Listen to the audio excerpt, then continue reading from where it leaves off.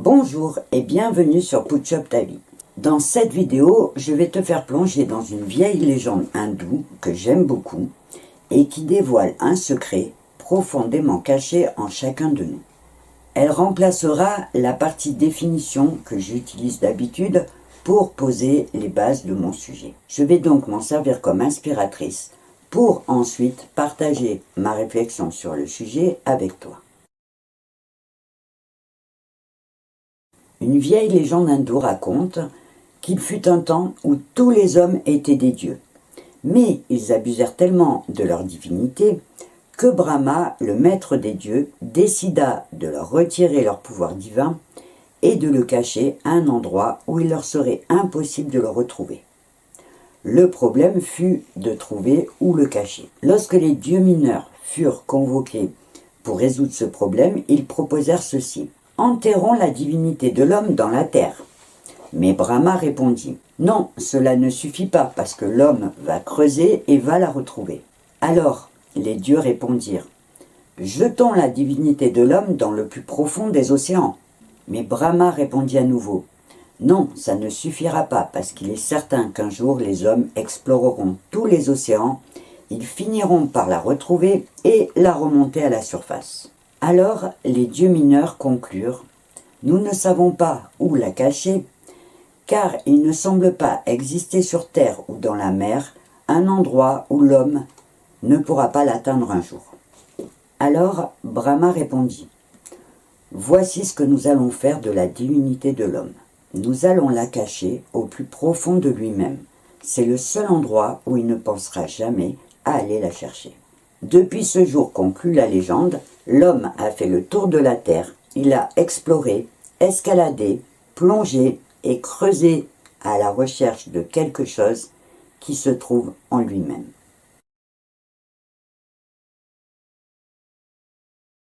Cette légende où Brahma décide de cacher la divinité de l'homme au plus profond de lui-même est riche en symbolisme et en implications philosophiques. Elle illustre la spiritualité hindoue où la vérité ultime, appelée Satya, est souvent cachée par les illusions du monde matériel, appelé Maya.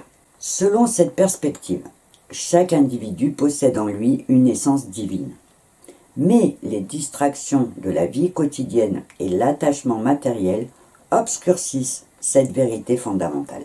Le choix de Brahma de placer la divinité à l'intérieur de l'homme reflète l'idée que la découverte de soi est plus qu'un simple acte de connaissance intellectuelle. Cette quête intérieure demande de transcender les apparences pour atteindre une compréhension plus profonde de notre véritable nature, qui est à la fois divine et inséparable de l'essence universelle. Ce parcours vers la connaissance de soi devient alors un acte sacré, reflétant une quête universelle pour apprendre et réaliser notre potentiel le plus élevé. Tu vas peut-être te dire que tout ça est trop spirituel pour toi. Mais si je t'en parle, c'est parce que cette idée sur l'importance de la connaissance de soi a traversé des milliers d'années de notre histoire collective. La quête de la connaissance de soi a toujours été le thème central de nombreux enseignements de philosophes et de sages à travers l'histoire. Je pourrais te donner comme exemple les célèbres citations, que ce soit de Confucius qui a dit « Le plus grand voyageur est celui qui a déjà fait au moins une fois le tour de lui-même » ou Socrate avec son célèbre « Connais-toi toi-même » ou encore Aristote qui a dit « Se connaître soi-même, c'est le début de la sagesse ». Tous ces philosophes et ces sages se rejoignent sur l'idée que la compréhension de soi est le chemin vers la sagesse et vers une vie plus épanouie. Se connaître soi-même est essentiel pour atteindre une paix intérieure et pour vivre une vie plus équilibrée. Tout simplement parce que ça nous permet de comprendre nos motivations profondes, nos peurs et nos désirs.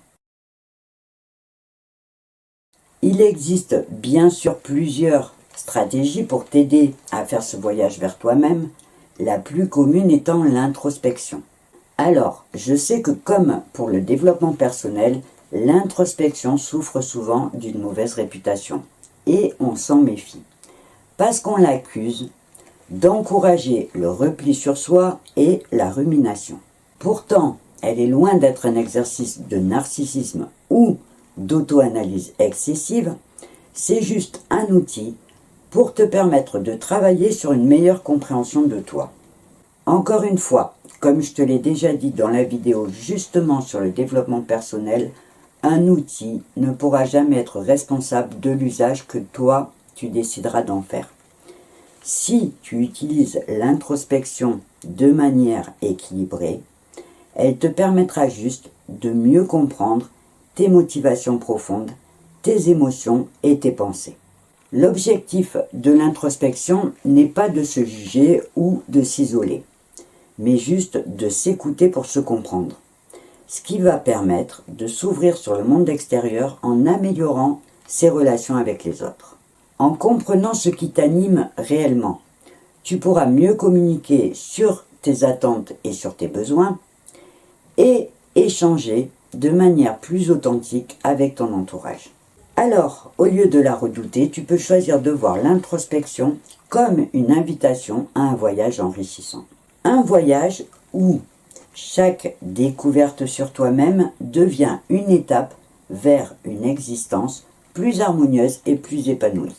Après, il existe bien sûr d'autres stratégies, comme la méditation, la retraite, l'analyse du rêve, le feedback positif ou l'écoute active. C'est vraiment à chacun de faire ses recherches pour trouver la technique qui lui convient le mieux.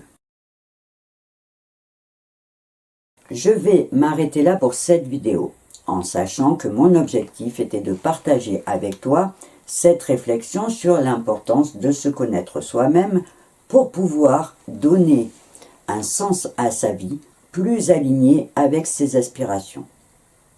Mon intention étant encore une fois de te présenter un outil qui pourra t'aider à cultiver ton calme intérieur et à avancer dans ta quête d'accomplissement. Je vais donc te laisser réfléchir à tout ça tranquillement, en sachant que si tu as des questions ou des réactions à partager, la partie commentaire sous cette vidéo peut te permettre de le faire et je me ferai bien sûr un plaisir de te répondre.